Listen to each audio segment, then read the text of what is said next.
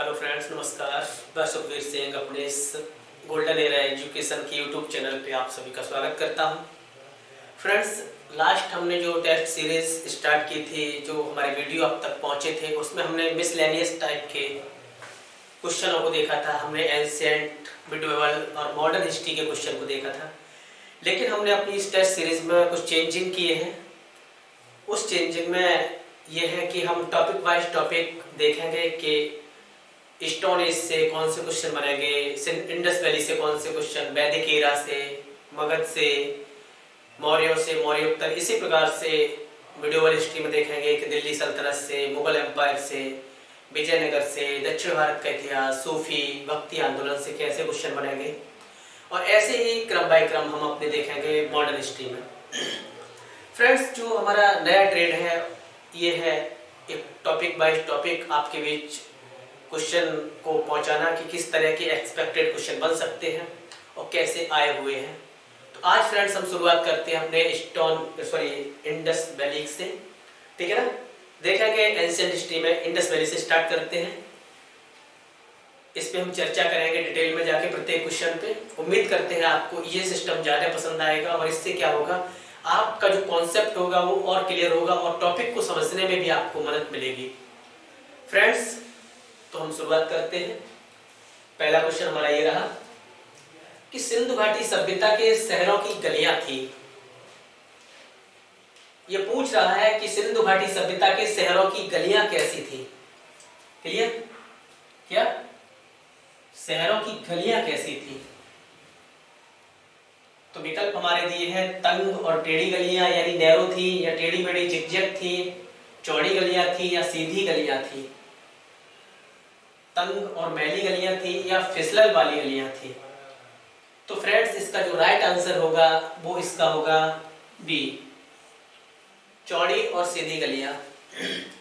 दरअसल जो सिंधु घाटी सभ्यता थी वो एक नगरीय सभ्यता थी। क्या? नगरीय सभ्यता थी।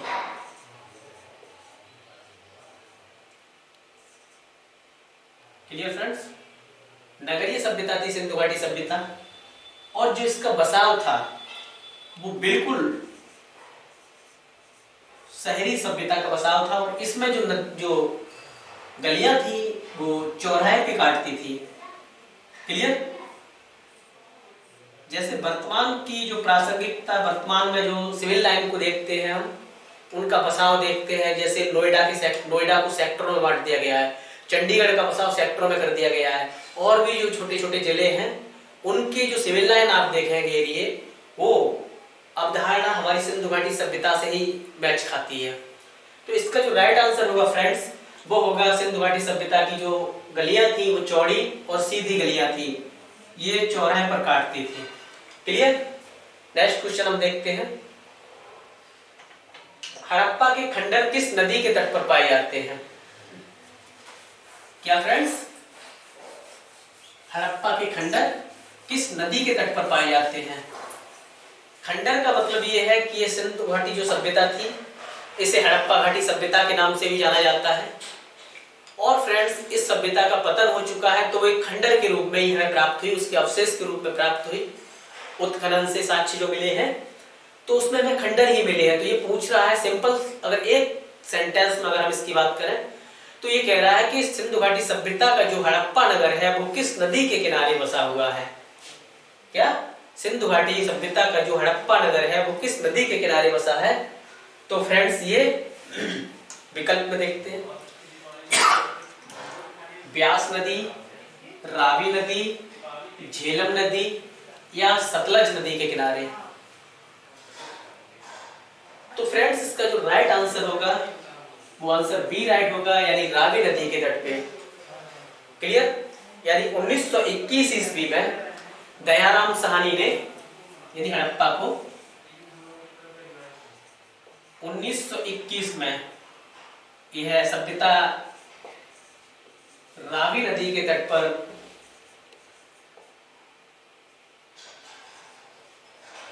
दयाराम साहनी, दयालदास बनर्जी के सहयोग से इस सभ्यता का उत्खनन हुआ। Clear friends? यह सभ्यता कहाँ? रावी नदी के तट पर अवस्थित है। नेक्स्ट क्वेश्चन हम देखते हैं अपना, ये रहा। मोहनजोदड़ो के खंडर निम्न में से किस नदी के तट पर पाए जाते हैं? क्या मोहनजोदड़ो के अवशेष या मोहनजोदड़ो किस नदी के किनारे बसा हुआ है? क्लियर फ्रेंड्स, मोहनजोदड़ो किस नदी के किनारे बसा हुआ है? तो जो हमारे विकल्प हैं रावी, झेलम, सिंधु और ब्यास। क्लियर, रावी, झेलम, सिंधु और ब्यास। तो फ्रेंड्स जो मोहनजोदड़ो है इसका राइट आंसर बी होगा, यानी सिंधु नदी के तट पर। सिंधु नदी के तट पर यह बसा हुआ है और इसकी खोज 1922 में रखालदास बनर्जी ने समझे मार्शल द्वारा इसके सहयोग से की थी। बढ़ते हैं अपने नेक्स्ट क्वेश्चन की तरफ, ये रहा। मोहनजोदड़ो का सबसे बड़ा भवन कौन सा है? क्या फ्रेंड्स, मोहनजोदड़ो का सबसे बड़ा भवन कौन सा है? तो इसके जो विकल्प है विशाल स्नानागार, स्तंभ हॉल, 2 मंजिला मकान, धान्यागार। क्लियर, विशाल स्नानागार, स्तंभ हॉल, 2 मंजिला मकान और धान्यागार। तो फ्रेंड्स इसका जो राइट आंसर होगा ना,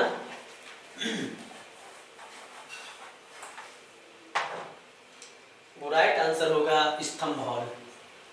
क्योंकि मोहनजोदड़ो से जो अवशेष मिले हैं, कई खंभों वाले स्तंभ के साक्ष्य मिले हैं, जिसके आधार पर यह अनुमान लगाया गया है कि मोहनजोदड़ो का यह सबसे बड़ा जो स्थल था वो स्तंभ हॉल था। यहाँ से कुछ और चीजें भी मिली हैं, प्राप्त है, जैसे विशाल स्नानागार। मोहनजोदड़ो से कुछ और चीजें भी मिली हैं, जैसे विशाल स्नानागार, समझ रहे हैं ना, पुरोहित की मूर्ति, सभा भवन, पुरोहित आवास, मन के चांदी के आभूषण, समझ रहे हैं ना। ऐसे अनेक चीजें मोहनजोदड़ो से मिली हैं। मोहनजोदड़ो को मृतकों का टीला के नाम से भी जाना जाता है इसे। क्लियर, क्या मृतकों का टीला, मृतकों का टीला। 1922 में इसकी खोज होती है रखालदास बनर्जी के सहयोग से, मार्शल के द्वारा। क्लियर, सिंधु नदी के तट पर यह अवस्थित है। तो बढ़ते हैं अपने नेक्स्ट क्वेश्चन की तरफ। क्या बोल रहा है ये पूछ रहा है कि विशाल स्नानागार ग्रेट वॉथ कहां से मिला है? वनडे एग्जाम की दृष्टि से फ्रेंड्स ये क्वेश्चन बहुत ही इंपोर्टेंट है, कई बार आया भी है और पूछा भी है और आ भी सकता है कि सिंधु घाटी सभ्यता में जो महान स्नानागार ग्रेट वॉथ कहां से मिला है। तो जो हमारे विकल्प हैं मोहनजोदड़ो, लोथल, हड़प्पा और रोपड़। फ्रेंड्स जो इसका राइट आंसर होगा मोहनजोदड़ो, यानी विकल्प ए राइट आंसर है। ठीक है ना, विकल्प ए यानी मोहनजोदड़ो से ही विशाल स्नानागार के साक्ष्य मिले हैं। अगर हम लोथल की भी बात करते हैं तो लोथल ये गुजरात में एक तटीय बंदरगाह नगर था, इसे लव हड़प्पा के नाम से भी जाना जाता है। और ये हड़प्पा जो है पाकिस्तान के पश्चिम प्रांत में अवस्थित है। क्लियर, यहाँ से R37 नाम की समाधियां मिली हैं, कब्र मिली है R37, और यहाँ से क्या मिला है गोंदीवाड़ा। यहाँ से ही व्यक्ति के साथ कुत्ते को दफन करने के साक्ष्य मिले हैं, यहीं से ही व्यक्ति के साथ मानव को दफन करने के साक्ष्य मिले हैं। लोथल से ही फ्रेंड्स बाह्य व्यापार के साक्ष्य मिलते हैं। क्लियर, क्वेश्चन कंप्लीट हुआ होगा। बढ़ते हैं नेक्स्ट क्वेश्चन की तरफ, ये रहा। सिंधु घाटी सभ्यता की लिपि कैसी थी? क्या सिंधु घाटी सभ्यता की लिपि कैसी थी? तो जो हमारी सिंधु घाटी सभ्यता है, क्या इसकी लिपि तमिल थी या ब्राह्मी थी या अरबी थी या ज्ञात नहीं? फ्रेंड्स, तो जो इसका राइट आंसर होगा इनमें से कोई नहीं, यानी ज्ञात नहीं। क्योंकि जो सिंधु घाटी सभ्यता की जो लिपि थी वो वेस्ट्रोफिडान शैली से संबंधित थी। वेस्ट्रोफिडान शैली क्या थी फ्रेंड्स? जैसे पहले हम दाएं से बाएं की तरफ लिखते हैं, फिर क्या करते हैं हम इस पे बाएं से दाएं की तरफ लिखते हैं, और यही प्रक्रिया चलती रहती है। पहले दाएं से बाएं, बाएं से दाएं, दाएं से बाएं, बाएं से दाएं। इस शैली को इतिहासकारों ने, विद्वानों ने वेस्ट्रोफिडान शैली का संज्ञा दी है। हालांकि इसे अनेक विद्वानों ने पढ़ने की कोशिश की, अभी तक इसे पढ़ा नहीं जा सका, क्यों इसमें अनेक चित्रों का भी अंकन किया गया है। इसे भाव चित्रात्मक लिपि भी कहा गया है। Clear friends? तो लिपि कौन सी थी? वेस्ट्रोफिडान। क्लियर? वेस्ट्रोफिडान शैली थी ये। बढ़ते हैं नेक्स्ट क्वेश्चन की तरफ। क्वेश्चन क्या है? सिंधु घाटी सभ्यता का पत्तन नगर बंदरगाह कौन सा था? क्या फ्रेंड्स? सिंधु घाटी सभ्यता का पत्तन बंदरगाह नगर कौन सा था? तो जो हमारे विकल्प दिए हैं वो रोपड़ है, लोथल है, कालीबंगा है और क्या मोहनजोदड़ो है। तो जो इसका फ्रेंड्स राइट आंसर होगा वो बी होगा, लोथल। लोथल जो है वो गुजरात का एक तटीय, क्लियर, तटीय बंदरगाह नगर है जो गुजरात में अवस्थित है। इसे क्या लघु हड़प्पा कहा जाता है। इसका जो बसाव है बिल्कुल सेम हड़प्पा की तरह है। यहां से 2 तल्ले मकान मिले हैं और यह भोगवा नदी के किनारे है। कहां? भोगवा नदी के किनारे है। इसकी खोज फ्रेंड्स आर.एस. राव ने की थी। किसने?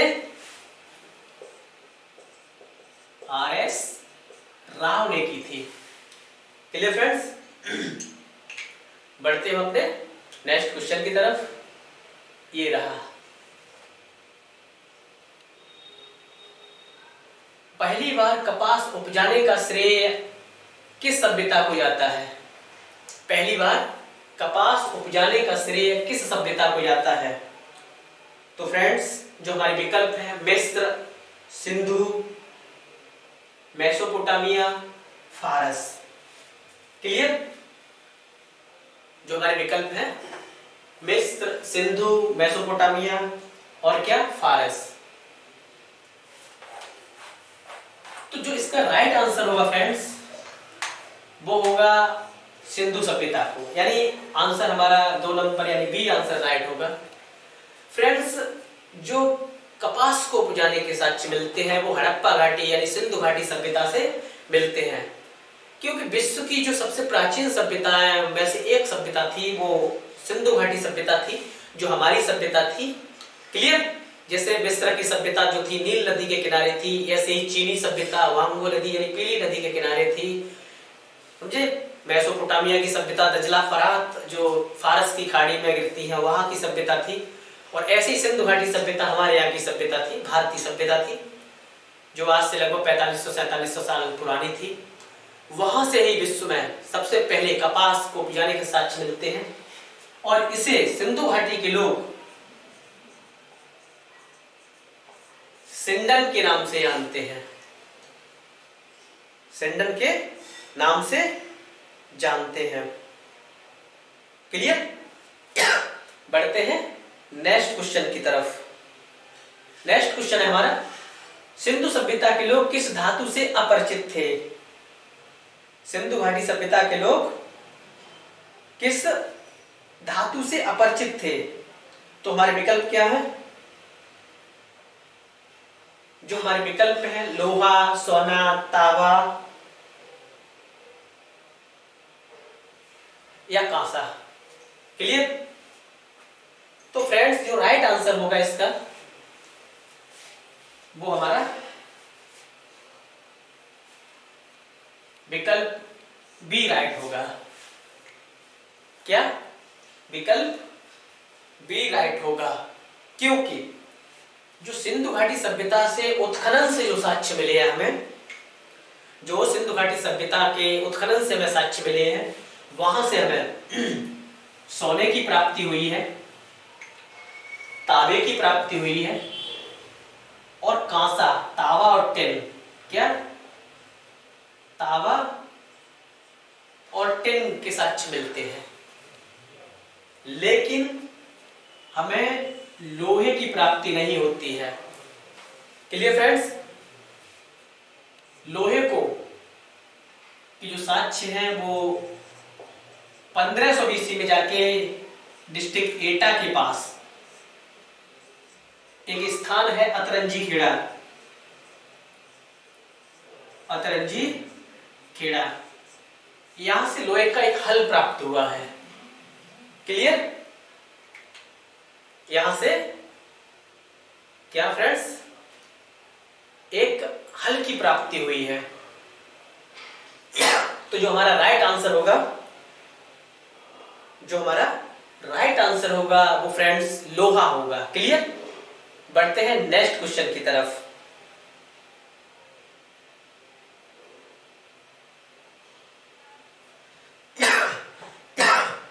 मोहनजोदड़ो का उत्खनन कब हुआ था? ये पूछ रहा है कि मोहनजोदड़ो का उत्खनन कार्य कब हुआ था, यानी मोहनजोदड़ो की खुदाई कब हुई थी। सिंपल सी सन पूछा है।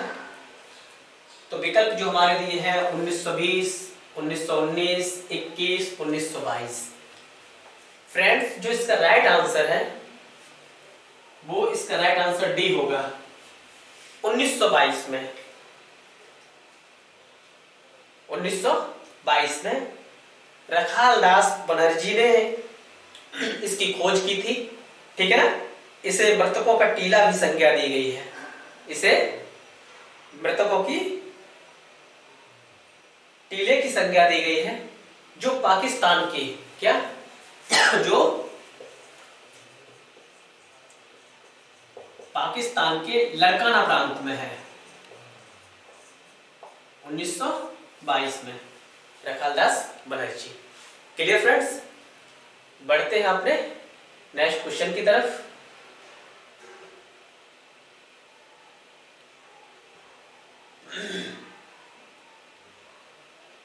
हड़प्पा सभ्यता का कुल क्षेत्रफल,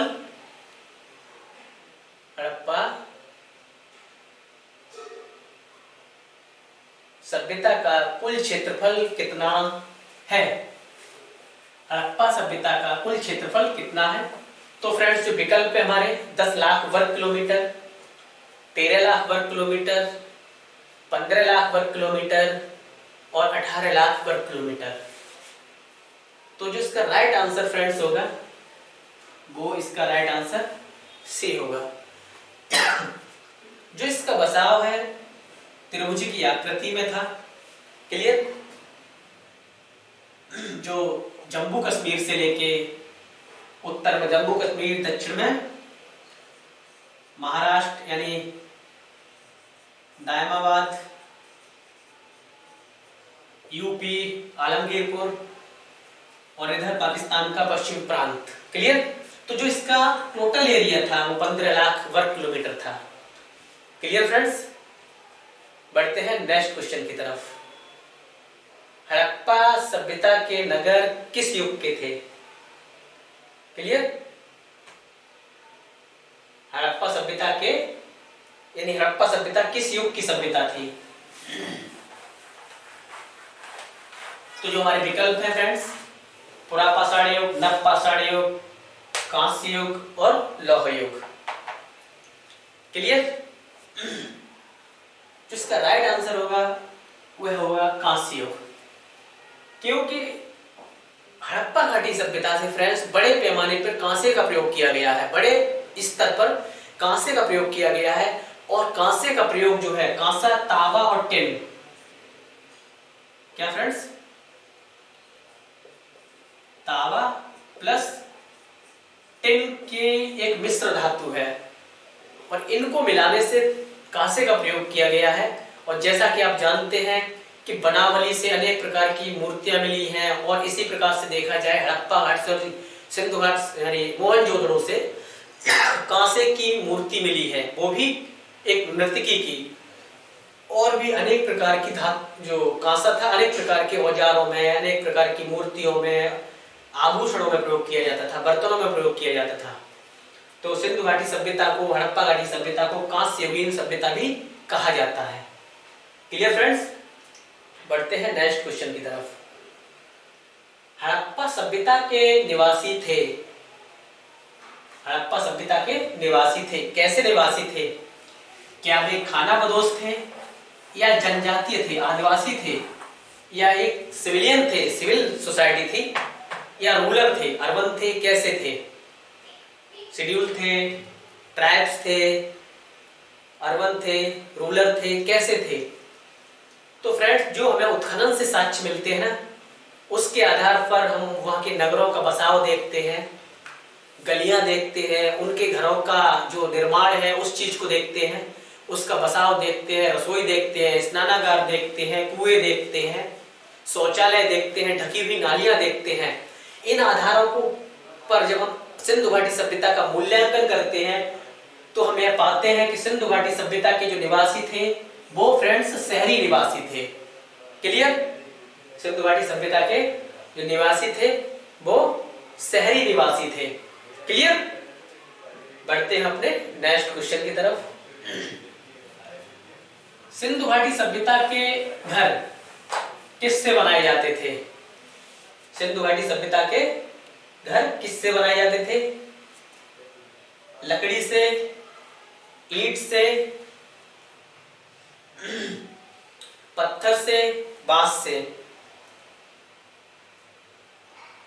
सिंधु घाटी सभ्यता के नगर और घर जो थे वो किससे बनाए जाते थे? क्या लकड़ी के थे या ईंटों से थे या पत्थरों के थे? जो हमें खंडर प्राप्त होते हैं ना फ्रेंड्स, जब खुदाई होती है सिंधु घाटी सभ्यता की, उसके जो सटे नगर हैं उनकी जहां तक उसका क्षेत्रफल है, तो वहां से हमें सर्वाधिक मात्रा में पकी हुई ईंटों का प्रयोग मिलता है।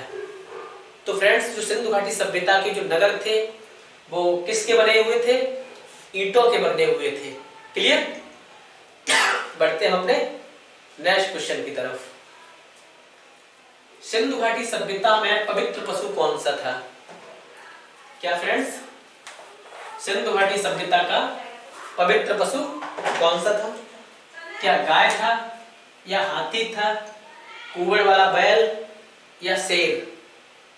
तो मोहनजोदड़ो से फ्रेंड्स, और मोहनजोदड़ो से जो प्राप्त मोहरें हैं उन पर कुबड़ वाले बैल की अंकन टंकन मिलती है और मोहरों से भी यही प्राप्त होते हैं। क्लियर? मोहरों से भी यही प्राप्त होते हैं। तो इस आधार पर कहा जा सकता है तो शेर, हाथी, गाय की यानी एक मोहर मिली है, उस पे इन चीजों का अंकन तो है, लेकिन जो सबसे अधिक प्राथमिकता दी गई है वो कुबड़ वाले बैल को दी गई है। तो इस आधार पर फ्रेंड्स कहा जा सकता है कि सिंधु घाटी सभ्यता में पवित्र पशु जो था वो क्या था? कुबड़ वाला बैल। क्लियर? बढ़ते हैं नेक्स्ट क्वेश्चन की तरफ। सिंधु घाटी सभ्यता के किस स्थान से मिले अवशेषों से यह कहा जा सकता है कि वहां खेतों को हल से जोतने की प्रक्रिया प्रारंभ हो चुकी थी? यानी सिर्फ ये भ्रमित करने के लिए इतना बड़ा क्वेश्चन थ्योरी में बना दिया गया है। अगर इस पे पूछा जाए फ्रेंड्स, तो यही दिया जा रहा है कि सिंधु घाटी सभ्यता का वह स्थान बताइए जहां से जुते हुए खेत के साक्ष्य मिले हैं। Clear friends? जुते हुए खेत के साक्ष्य मिले हैं। तो इसके जो विकल्प है धौलावीरा, कालीबंगा, चिनाब और लोथल। तो फ्रेंड्स, इसका जो राइट आंसर होगा ना वो होगा हमारा कालीबंगा, क्योंकि कालीबंगा से जुते हुए खेत के साक्ष्य मिले हैं और यहाँ दोहरी फसलें चना के साथ सरसों के बोने के साक्ष्य भी मिलते हैं। क्लियर? तो बढ़ते हैं अपने नेक्स्ट क्वेश्चन की तरफ। नेक्स्ट क्वेश्चन हमारा क्या है?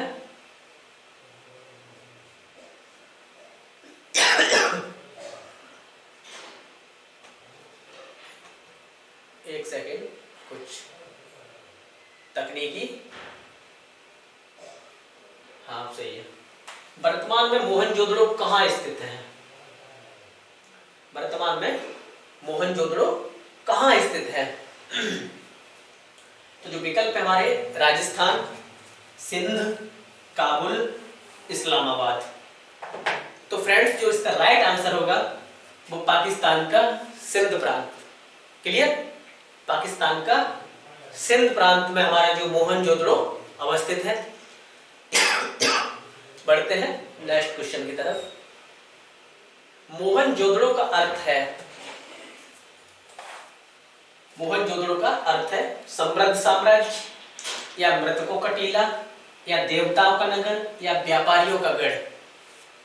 तो फ्रेंड्स जो मोहनजोदड़ो का जो अर्थ है ना, इसका अर्थ मृतकों का टीला कहा जाता है। एक चीज और कही जाती है सिंध मोहनजोदड़ो को, वह है कि सिंध का बाग मोहनजोदड़ो को ही कहा जाता है। क्लियर? सिंध का बाग मोहनजोदड़ो को कहा जाता है। बढ़ते हैं अपने नेक्स्ट क्वेश्चन की तरफ। हड़प्पा सभ्यता के किस नगर को सिंध का बाग कहा जाता है? थोड़ी देर पहले हमने इसी की चर्चा की थी फ्रेंड्स, तो आ भी गया ये क्वेश्चन, क्योंकि ये एक्सपेक्टेड क्वेश्चन है, ये आया नहीं है लेकिन आ सकता है सिंध का बाग। तो फ्रेंड्स जो इसके विकल्प है उनको अगर देखोगे तो कालीबंगा, मोहनजोदड़ो, लोथल और राखीगढ़ी।